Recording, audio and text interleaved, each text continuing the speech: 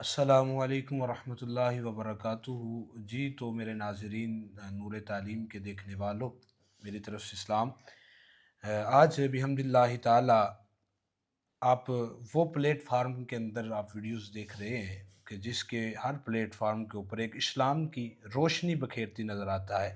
آج ہم بات کرنے جا رہے ہیں ایک نہایت ہی اہم موضوع کے اوپر، اور نہایت ہی اہم گفتگو کے اوپر ہم بات کریں گے۔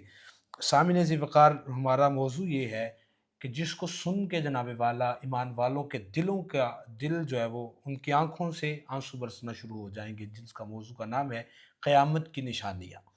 یہ قیامت کی نشانیاں، یہ اس قیامت کے اوپر ایمان لے کے آنا بھی بہت ضروری ہے، اور اس کے جو ایمان نہیں لے کے آتا وہ بھی جناب والا کافروں کے اندر شمار ہوگا۔ اور یہ بہت ضروری اور نہایت ضروری جناب والا ایک موضوع تھا جو ہم آج لے کے چلیں گے، اور اس موضوع کی تفصیلاً ہم ان سے علامہ صاحب سے سوال اور جواب ان سے لیں گے، سوال ہم کریں گے۔ تو انشاءاللہ آگے بڑھتے ہیں۔ میں علامہ صاحب سے پوچھوں گا کہ جناب والا، آپ سب سے پہلے ہمیں یہ بتائیں کہ ایمان بالآخر، آخرت پر ایمان کو اسلام میں اتنی اہمیت کیوں دی گئی ہے؟ جی علامہ صاحب، سب سے پہلے تو میں شکریہ ادا کرتا ہوں اپنے محسن، اپنے مربی، اپنے استاد محترم سر امانت صاحب کا، کہ جنہوں نے اپنے نور تعلیم چینل پر ہمیں گفتگو کرنے کا موقع فراہم کیا، جی اور ماشاءاللہ، ایک بہت ہی خوبصورت موضوع کے اوپر گفتگو کرنے کا موقع عطا فرمایا۔ ماشاءاللہ۔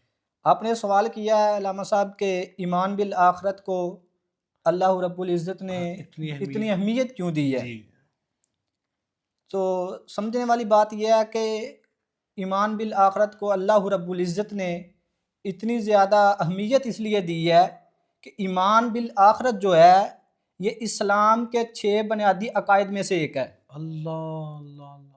اور وہ 6 بنیادی عقائد کون سے ہیں میں ان کی وضاحت کر دیتا ہوں۔ سب سے پہلے تو توحید پر ایمان لانا، یعنی اللہ رب العزت کو وحدہ لا شریک ماننا، یعنی اللہ رب العزت کی ذات کے اندر، صفات کے اندر، عبادات کے اندر کسی دوسرے کا کوئی تصور ہے ہی نہیں، بے شک بے شک یعنی اللہ وحدہ لا شریک ہے، بے شک۔ اس پر ایمان لے کر آنا۔ اور دوسرا بنیادی عقیدہ رسالت پر ایمان لانا، یعنی اللہ حضرت محمد مصطفیٰ صلی اللہ علیہ وسلم کو اللہ تعالیٰ کا آخر الزمان نبی ماننا، بے کیونکہ شک۔ محبوب کریم علیہ الصلوۃ والسلام کا فرمان ہے انا خاتم النبیین لا نبی بعدی۔ اللہ اللہ کے محبوب نے ارشاد فرمایا اب میں آخری نبی ہوں، میرے بعد کوئی نبی نہیں آئے گا، یعنی حضور علیہ الصلوۃ والسلام کے بعد کسی نبی کے آنے کا تصور ہی نہیں ہے، بے شک یعنی بے اس شک۔ چیز پر ایمان رکھنا۔ اور نمبر 3، اللہ کے فرشتوں پر ایمان لانا، اللہ کی نازل کی گئی کتابوں پر ایمان لانا، اور نمبر 5 تقدیر پر ایمان لانا، اور نمبر 6 جو ہے وہ ایمان بالآخرت ہے، بے کہ شک آخرت پر ایمان لانا یہ اسلام کے بنیادی عقائد میں سے ہے، اور اسی لیے اللہ تعالیٰ نے قرآن مجید میں بارہا بار ایمان بالآخرت کو ترجیح دی ہے۔ سبحان اللہ اور ماشاءاللہ۔ دوسری بات یہ ہے کہ سورۃ بقرہ کے شروع کے اندر اللہ تعالیٰ نے ایمان والوں کی کچھ صفات بیان کی ہیں، اللہ اور وہ صفات کیا ہیں؟ اللہ رب العزت نے فرمایا کہ ایمان والے وہ ہیں جو غیب پر ایمان رکھتے ہیں، جی جو نماز قائم کرتے ہیں، جی جو اللہ کے دیے گئے مال میں سے، رزق میں سے اللہ کی بارگاہ میں خرچ کرتے ہیں، ماشاءاللہ۔ اور اللہ رب العزت نے جو اپنے محبوب پر قرآن مجید اتارا اس پر ایمان رکھتے ہیں، اور جو محبوب کریم علیہ الصلوۃ والسلام سے پہلے جو کتابیں اتری، صحیفے اترے، ان پر ایمان لانا یہ ایمان والوں کی صفت ہے۔ اور چھٹی چیز ہے وبالآخرۃ ہم یوقنون، ایمان والے وہ ہیں جو قیامت کے دن پر ایمان رکھتے ہیں، یعنی آخرت پر اللہ، ایمان رکھتے ہیں، یعنی کہ یعنی جن کا آخرت پر یقین نہیں ہے، جو آخرت کو، قیامت کو مانتے نہیں ہیں، وہ تو پھر کافر ہو گئے وہ نا۔ مومن نہیں ہو سکتے، وہ مسلمان اللہ بھی نہیں ہو سکتے، یعنی او کافر ہیں۔ مومن وہی بندہ ہوگا جو آخرت پر یقین رکھے گا۔ او اس آج کل ایک فتنہ اٹھا ہے، نوجوان یہ سمجھتے ہیں کہ وہ جناب والا آخرت آنی نہیں ہے، قیامت ہونی نہیں ہے، تو ان کے بارے میں پھر یہی آیت آ گئی نا کہ وہ کفر کے ظاہر بات ہے، ہاں۔ قرآن کی نص بتا رہی ہے کہ جو آخرت پر یقین نہیں رکھے گا وہ کافر ہوگا۔ اللہ اور جی۔ ہم دوسرے سوال کی طرف چلتے ہیں۔ جی ہم بتائیے کہ قرآن مجید میں اللہ تعالیٰ نے قیامت کو یعنی کہ حقیقت کے طور پر بیان کیا ہے، یعنی کہ قیامت حقیقت ہے، یہ آنی ہے، اس کو اللہ تعالیٰ نے قرآن کے اندر بیان کیا ہے۔ اس یقین کا مومن کی زندگی پر کیا اثر ہونا اللہ چاہیے؟ اکبر۔ احمد صاحب، اللہ رب العزت نے قرآن مجید میں ارشاد فرمایا وَأَنَّ السَّاعَةَ آتِيَةٌ لَا رَيْبَ فِيهَا۔ اللہ اللہ رب العزت فرماتا ہے کہ قیامت آنے والی ہے، جی، لا ریب فیہا، اس کے اندر کسی قسم کا کوئی شک نہیں ہے۔ بے شک کوئی شک نہیں ہے اس میں اور آگے مزید اللہ تعالیٰ نے فرمایا وَأَنَّ اللَّهَ يَبْعَثُ مَنْ هُوَ فِي الْقُبُورِ، فرمایا کہ بے شک اللہ تعالیٰ قیامت والے دن قبروں سے مردوں کو زندہ فرما دے گا۔ تو۔ اللہ پہلے فرمایا کہ قیامت کا آنا یقینی ہے، حقیقی ہے، جی، یعنی قیامت آنی ہی آنی ہے۔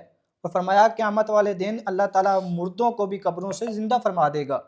اللہ اکبر۔ ماشاء اللہ۔ ہم سوال نمبر 3 کی طرف بڑھتے ہیں۔ نبی کریم صلی اللہ علیہ وآلہ وسلم نے فرمایا کہ قیامت اچانک قائم ہوگی۔ آقا علیہ السلام کا یہ فرمان ہے کہ قیامت جو ہے وہ اچانک قائم ہوگی۔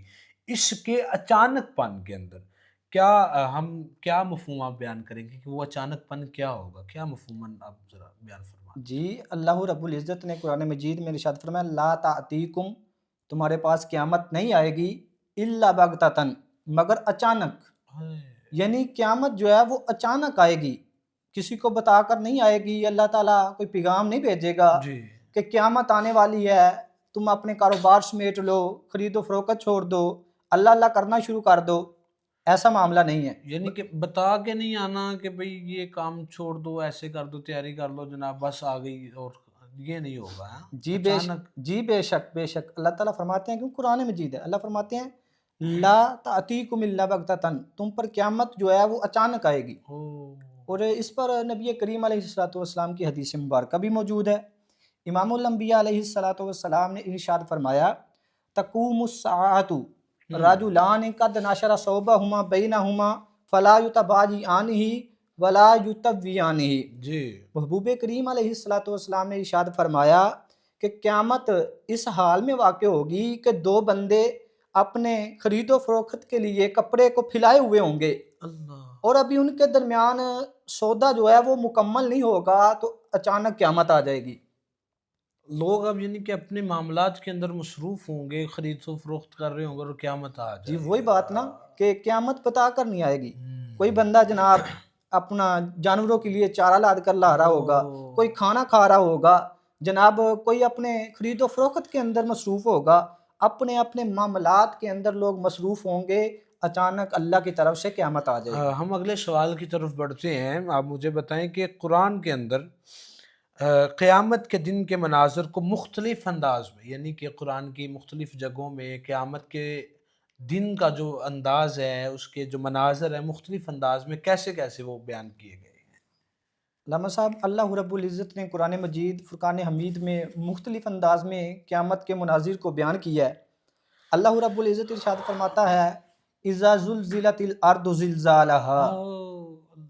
اللہ اکبر۔ اللہ تعالیٰ فرماتا ہے کہ قیامت والے دن پہاڑوں پر ایک لرزہ طاری ہوگا، زلزلہ آئے گا، پہاڑ بکھر جائیں گے۔ بے شک اللہ اکبر۔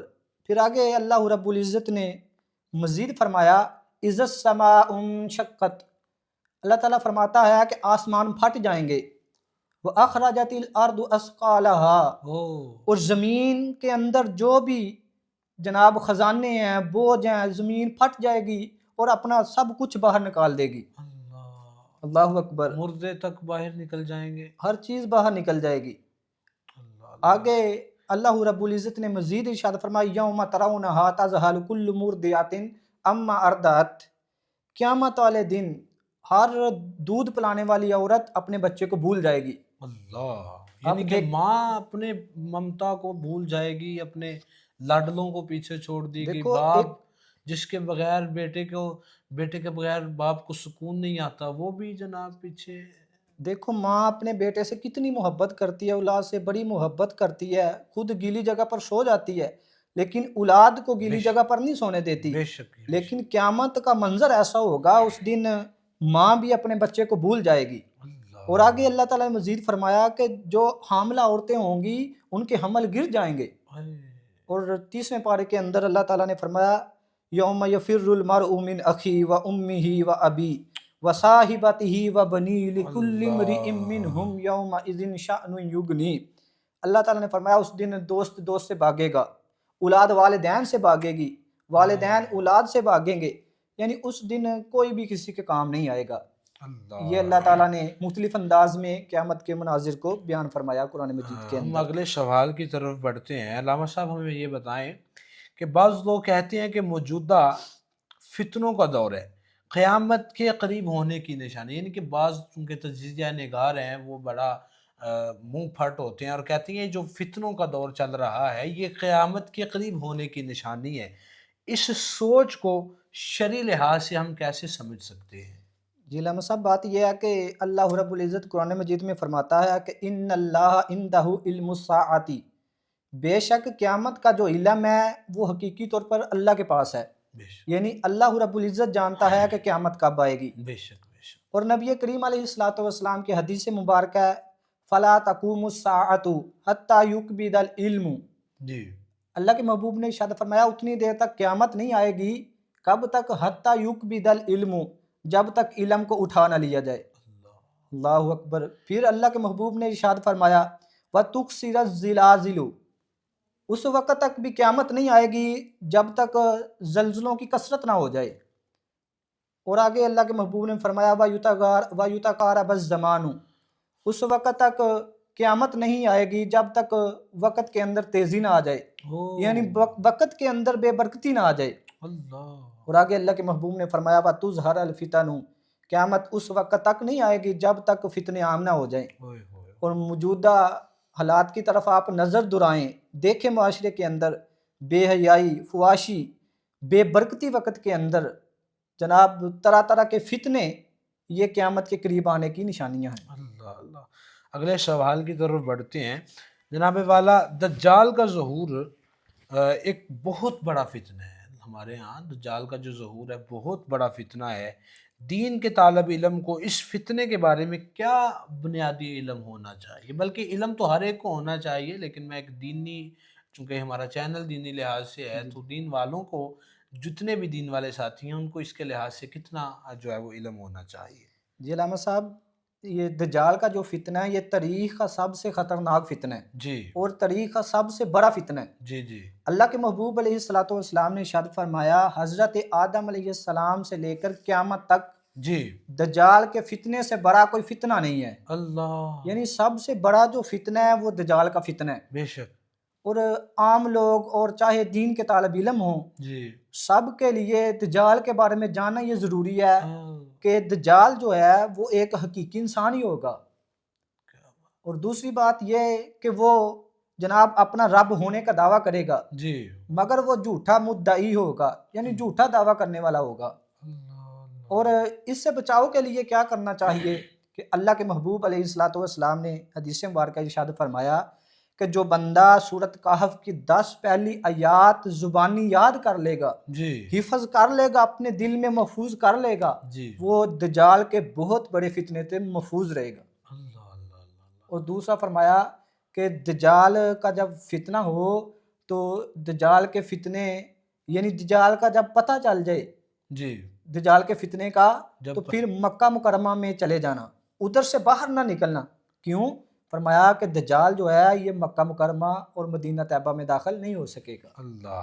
ہم اگلے سوال کی طرف بڑھتے ہیں۔ دجال کی طاقت، اس کی پہچان اور اس کی چالوں کے بارے میں احادیث کے اندر کیا رہنمائی ہے؟ یعنی کہ لوگ کہتے ہیں کہ دجال کی طاقت اتنی ہوگی کہ خدا کے بعد اس کے پاس تقریباً سب سے زیادہ لوگ کہتے ہیں کہ اس کے پاس طاقت ہوگی، تو احادیث میں اس کے بارے میں کیا رہنمائی ہمیں ملتی ہے؟ جی دجال کی پہچان تو اللہ کے محبوب نے بیان فرما دی، حدیث مبارکہ بخاری شریف کی۔